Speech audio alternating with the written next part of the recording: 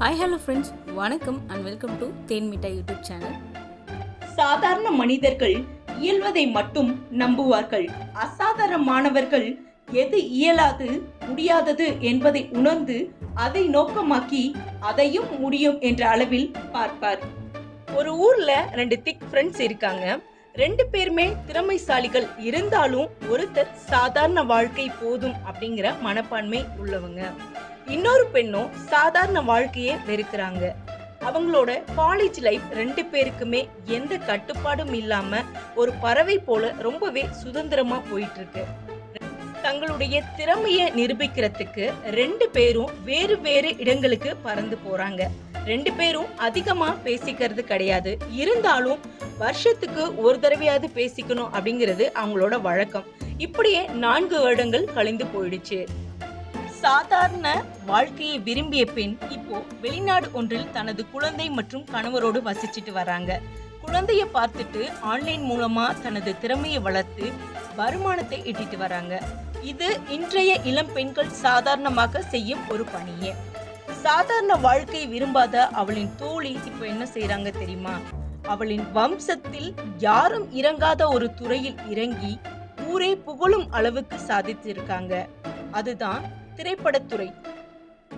திரைப்படத்துறை என்றாலே தூரமாக 10 அடி தள்ளி நிற்கும் குடும்பத்தில் இருந்து வந்த அவள் குடும்பத்தை விட்டு பிரிந்து தனியே நகரத்திற்கு சென்று திரைப்படம் குறித்து தனது தேடலை துவங்கினார்.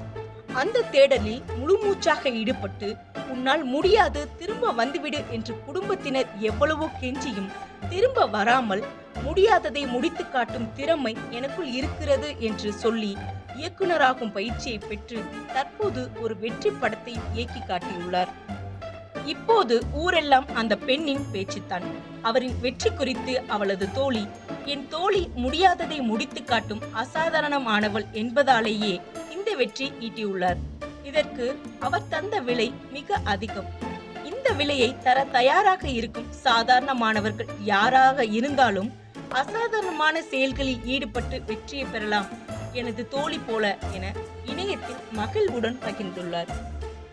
பிளாரன்ஸ் சாண்ட்விக் உலகின் சிறந்த பெண் நீச்சல் வீராங்கனை. முதல் முறை கடும் பனிமண்டலமும் சுறா மீன்களின் தாக்கமும் அதிகம் இருந்த கடலில் 26 கிலோமீட்டர் பகுதியை கடக்க நீந்துகிறார். தோல்வியில் முடிகிறது.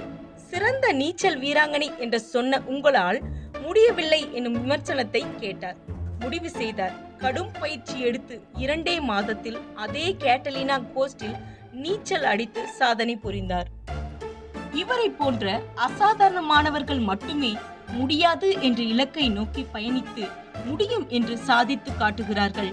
வாய்ப்புகள் இருக்கும் பட்சத்தில் நம்மாலும் அசாதாரணமான செயல்களை செய்து வெற்றியாளராக வலம் வர முடியும்.